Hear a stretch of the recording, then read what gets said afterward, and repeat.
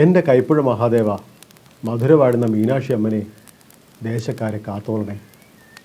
ദേവാരപ്പുരയിൽ കണ്ണടച്ചിരുന്ന് നാമം ജപിക്കുമ്പോൾ പന്തളം തമ്പുരാൻ രാജരാജശേഖരൻ പതിവിലേറെ വികാരാധീനായി. അദ്ദേഹത്തിൻ്റെ കണ്ണുകൾ നിറഞ്ഞു. നരകേറി തുടങ്ങിയ താടിരോമങ്ങളിലൂടെ കണ്ണീരൊഴുകി. ചിന്തകളിൽ നിറഞ്ഞ് ഏറെ നേരം ആ ഇരിപ്പ് തുടർന്നു. എന്താവും ഈ രാജസ്ഥാനത്തിൻ്റെ അവസ്ഥ? കൊള്ളക്കാരാൽ പൊറുതിമുട്ടിയ പ്രജകളെ എങ്ങനെ കാക്കും? മുന്നിലുള്ളത് രണ്ട് വഴികളാണ്. വേണാടിനോടോ പെരുമ്പടപ്പിനോടോ സഹായം തേടണം. സഹായമല്ല, അഭയം തേടലാണ്. പക്ഷെ അതോടെ പന്തളം രാജസ്ഥാനത്തിന് അറുതിയാവും. രണ്ടാമത്തേത് ഉദയൻ്റെ ചോളപ്പടയോട് പൊരുതി മരിക്കലും. രണ്ടും ശുഭമല്ല. ആദ്യത്തേതിൽ അഭിമാനക്ഷതമുണ്ട്, രണ്ടാമത്തേതിൽ അഭിമാനമുണ്ട്, പരിഹാരമില്ല.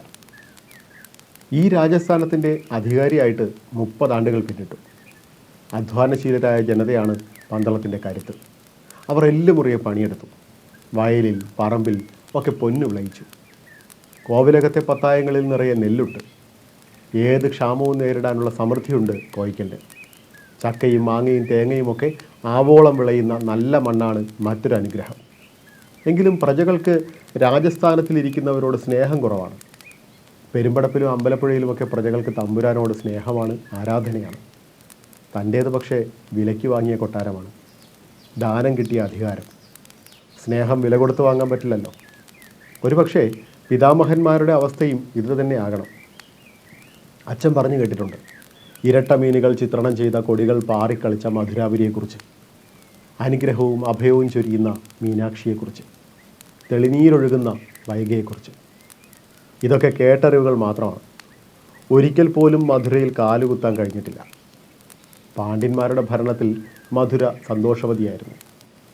പ്രജകളുടെ കയ്യിൽ പണം ഉണ്ടായിരുന്നു, അല്ലലില്ലായിരുന്നു. എല്ലാം തകർന്നത് എത്ര പെട്ടെന്നാണ്. ചോളപ്പട എന്ന വെട്ടുക്കിളി കൂട്ടം ഒരു മുന്നറിയിപ്പും ഇല്ലാതെയാണ് വന്നത്. കണ്ണിൽ കണ്ടതൊക്കെ കവർന്നു. പത്തായപ്പുരകൾ കൊള്ളയടിച്ചു. ഇരട്ട മീൻ കൊടികളെ വലിച്ചു കീറിയെറിഞ്ഞു. അതിൽ പുലിപ്പതാക കിട്ടി. ഇനി ഒന്നും ചെയ്യാൻ ബാക്കിയില്ല എന്ന് കണ്ട അവറ്റകൾ മടങ്ങി. കുറേ നാൾ കഴിഞ്ഞ് വീണ്ടും വന്നു. അങ്ങനെ വന്നും പോയി വരുന്നു. ഒടുവിൽ പിതാമഹനും കുറച്ച് ബന്ധുക്കളും കുറേ കാര്യക്കാരും കൂടി രാത്രിക്ക് രാത്രി മധുര വിട്ടു. പാണ്ഡ്യരാജനെ അറിയിക്കാൻ പോലും നിന്നില്ല. യാത്ര പറയാതെയുള്ള പലായനം. മധുര മീനാക്ഷിയുടെ മുന്നിൽ കണ്ണീരോടെ കൈകൂപ്പി നിന്ന പിതാമഹനെക്കുറിച്ച് അച്ഛൻ പറഞ്ഞതോർക്കുന്നു. വേൽക്കാരുടെയും അമ്പെയ്ത്തുകാരുടെയും ശക്തമായ കാവലിലായിരുന്നു യാത്ര. കുടമണി കിലുക്കിക്കൊണ്ട് അനുസരണയോടെ വണ്ടിക്കാളകൾ. ചിലപ്പോഴൊക്കെ ഇതൊക്കെ ഏതെങ്കിലും പുരാണ കഥയാണോ എന്ന് തോന്നും. ഒടുവിൽ എരിമേലി കടന്ന് പന്തളത്തേക്ക്. അന്ന് പന്തളമില്ല, കൈപ്പുഴയേ ഉള്ളൂ. കൈപ്പുഴ തമ്പാൻ്റെ കാരുണ്യത്തിനായി അപേക്ഷിക്കുന്ന പിതാമഹനെ സങ്കല്പിക്കാൻ പോലും ആവുന്നില്ല. കൈപ്പുഴ തമ്പാൻ ആതിഥ്യമര്യാദയുള്ളവനായിരുന്നു. വിശാലവും സുന്ദരവുമായ കോവിലകം പണിയാനും കൂടെ കൂട്ടിയ മീനാക്ഷി ചൈതന്യത്തെ ആദരവോടെ കുടിവയ്ക്കാനും അനുവദിച്ചു. വൈഗ എന്ന പെറ്റമ്മയെ ഉപേക്ഷിച്ച് വന്നവർക്ക് പമ്പയും അച്ഛൻ കോവിലാറും പോറ്റമ്മമാരായി. അവർ ദേശത്ത് കൃഷി ഇറക്കി. തെങ്ങും കവുങ്ങും കുരുമുളകും ഇഞ്ചിയും മഞ്ഞളുമൊക്കെ നല്ല രീതിയിൽ വിളഞ്ഞു. തമ്പാൻ ഇതെല്ലാം കണ്ട് സന്തോഷവാനായി. മക്കളില്ലാതെ വിഷമിച്ചിരുന്ന കൈപ്പുഴ തമ്പാൻ പിതാമഹനെയും അച്ഛനെയും ഒക്കെ തൻ്റെ പിൻഗാമികളായി കണ്ടു. ഒരു സുപ്രഭാതത്തിൽ സ്ഥാവരവും ജംഗമവും പിതാമഹൻ്റെ പേരിൽ എഴുതി വച്ചിട്ട് അദ്ദേഹം വേണാട്ടരജൻ്റെ നാട്ടിലേക്ക് പോയി എന്നാണ് കേട്ടിട്ടുള്ളത്. പിന്നെ മടങ്ങി വന്നിട്ടില്ല. തമ്പാനെക്കുറിച്ചുള്ള കഥകൾ നിരവധിയാണ്. ചുട്ട കോഴിയെ പറപ്പിക്കുന്ന മന്ത്രവാദിയായിരുന്നു അത്രേ. ഈ നാട്ടുകാരുടെ കൺകണ്ട ദൈവമായിരുന്നു കൈപ്പുഴ തമ്പാൻ. പിതാമഹന് ശേഷം അച്ഛൻ നാടുവാണ്. തമിഴ് പേശുന്ന അച്ഛനെ പന്തളത്തുകാർ പൂർണ്ണമായും അംഗീകരിച്ചോ എന്ന് സംശയമാണ്. താൻ രാജസ്ഥാനിയാകുമ്പോഴേക്കും പന്തളത്തിൻ്റെ അതിർത്തികൾ വികസിച്ചു. നാടിൻ്റെ കീർത്തി അങ്ങ് തുളുനാട്ടിൽ വരെ എത്തി. ചിതറിക്കിടന്ന നാടിനെ 10 ദളങ്ങളായി വിപുലപ്പെടുത്തി പന്തളം എന്ന് പേരിട്ടു. വേണാട്ടിലും അമ്പലപ്പുഴയിലുമൊക്കെ പന്തളത്തുകാർ അഭിമാനത്തോടെ യാത്ര ചെയ്തു. പന്തളത്തിൻ്റെ അതിർത്തി വനങ്ങളിൽ മലയരയന്മാരുടെ ഭരണമാണ്, കാടിൻ്റെ മക്കളുടെ. അവരുടെ ഭരണ മികവിനെക്കുറിച്ചുള്ള വീരകഥകൾ ധാരാളം കേട്ടിട്ടുണ്ട്. പക്ഷേ ചോളപ്പടയുടെ ആക്രമണം അവരെയും തകർത്തു എന്നതാണ് വാസ്തവം. 1 നൂറ്റാണ്ടാവുന്നു ചോളന്മാർ ചേരനാട്ടിലേക്കുള്ള കടന്നുവരവ് തുടങ്ങിയിട്ട്. നൂറ്റാണ്ടിൻ്റെ ഈ യുദ്ധം എന്നാണ് അവസാനിക്കുക? ആർക്കറിയാം. ഈ നാട്ടിൽ വന്നു പെട്ടില്ലായിരുന്നെങ്കിൽ തൻ്റെ പിതാമഹന്മാർ എവിടെയാവും ഉണ്ടാവുക? ഒരുപക്ഷെ മധുരയിലെ ഏതെങ്കിലും തടവറയിൽ കഴിഞ്ഞ് കാലം കഴിക്കും. അതുമല്ലെങ്കിൽ വൈഗാ നദിയുടെ കരയിലെ ഏതെങ്കിലും തെരുവിൽ. പുറത്ത് നല്ല മഴ. മഴ നനഞ്ഞുകൊണ്ട് കുഞ്ചുകുറുപ്പ് വരുന്നു.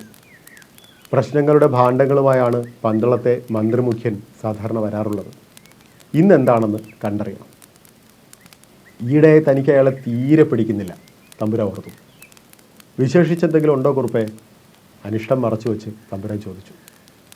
കുഞ്ചുകുറുപ്പ് തമ്പുരാന് താണു പറഞ്ഞു. തിരുമനസേ, നാട്ടിലും കാട്ടിലും വിശേഷങ്ങളാണ്. അമ്പലമേട്ടിലെ മലയരയന്മാർ കാടിറങ്ങി നാട്ടിൽ കളരികൾ തുടങ്ങി. മലയരയപ്പടയുടെ തലവൻ കണ്ടനാണ് എല്ലാത്തിനും മുന്നിൽ. ഉള്ളാളന്മാരും കൂടെയുണ്ട്. ആലുവയിൽ ഒരു കളരി തുടങ്ങിക്കഴിഞ്ഞു. 150ഓളം പേർ പയറ്റു പഠിക്കാൻ എത്തിയിട്ടുണ്ടെന്നാണ് കേൾവി. അമ്പലപ്പുഴയിലും ആലങ്ങാട്ടും കളരി വിളക്ക് തെളിഞ്ഞു. മലയരന്മാർക്ക് കളരിയൊക്കെ വശമുണ്ടോ?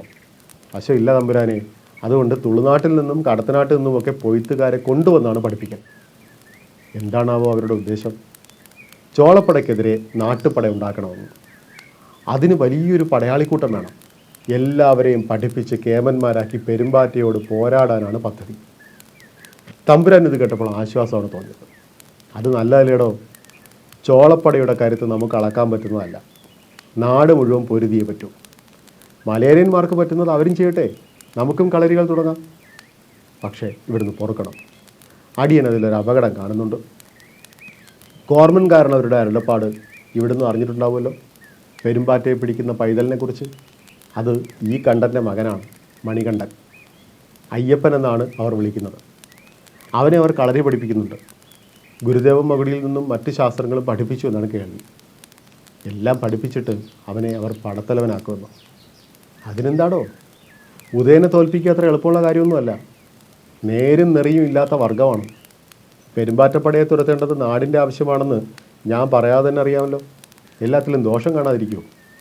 ഇവിടുന്ന് നാട് മുഴുവൻ ഓടി നടന്ന് കളരികളുണ്ടാക്കി അവിടെ പഠിച്ചിറങ്ങുന്നവരെ കൊണ്ട് പടയുണ്ടാക്കി തലവൻ്റെ മകനെ പടനായകനാക്കി പോരിനിറങ്ങുമ്പോൾ ഉദയൻ മാത്രമാണ് ലക്ഷ്യമെങ്കിൽ സമാധാനിക്കാം. പക്ഷെ അത് കഴിഞ്ഞ് പന്തളം തമ്പുരാൻ്റെ നേരെ അവരെത്തില്ലെന്ന് ആര് കണ്ടു? നാളെ കോവിലകം മലയരന്മാരുടെ കയ്യിലാവില്ലേ? അയ്യപ്പൻ നാട് വാഴുമെന്ന കാരണവരുടെ പ്രവചനം സത്യമായാലോ? തമ്പുരാൻ്റെ മുഖം കോപം കൊണ്ട് ചുവന്നു. കുറുപ്പേ, മതി. ഇനി തുടർന്നാൽ നമ്മൾ തമ്മിലിടയി. കുറുപ്പിന് പോകാം. അയാൾ വേഗം തിരികെ പോയി. തമ്പുരാൻ വീണ്ടും ചിന്തയിലമർന്നു. കണ്ടൻ്റെ മകൻ നാട് വാഴുമെന്നാണ് കോർമൻ കാരണവരുടെ അരുളപ്പാട്. അവൻ നാട് വാണാൽ പന്തളം രാജസ്ഥാനത്തിന് പിന്നെ എന്ത് സംഭവിക്കും? ആകെയുള്ള ഒരു ആൺതരി രാജമന്നൻ. അവൻ്റെ ഭാവി എന്താവും? എന്തായാലും വലിയൊരു പട ചോളന്മാർക്കെതിരെ അണിനിരക്കുന്നത് നല്ലത് തന്നെ. എല്ലാ കോയിക്കലുകളെയും ഒരുമിപ്പിക്കുക എളുപ്പമുള്ള കാര്യമൊന്നുമല്ല. അതിന് ചിലപ്പോൾ കണ്ടൻ്റെ കളരികൾക്ക് കഴിഞ്ഞേക്കാം. നാടോടുമ്പോൾ നടുവേ ഓടുന്നത് തന്നെയാണ് നല്ലത്. തമ്പുരാൻ ചിന്തകൾക്ക് കടിഞ്ഞാനിടാൻ ശ്രമിച്ചുവെങ്കിലും മണികണ്ഠൻ അദ്ദേഹത്തിൻ്റെ ഉള്ളിലെ കരിമലയിലൂടെ കോട്ടകൾ താണ്ടി കുതിരപ്പുറത്ത് കുതിക്കുകയായിരുന്നു.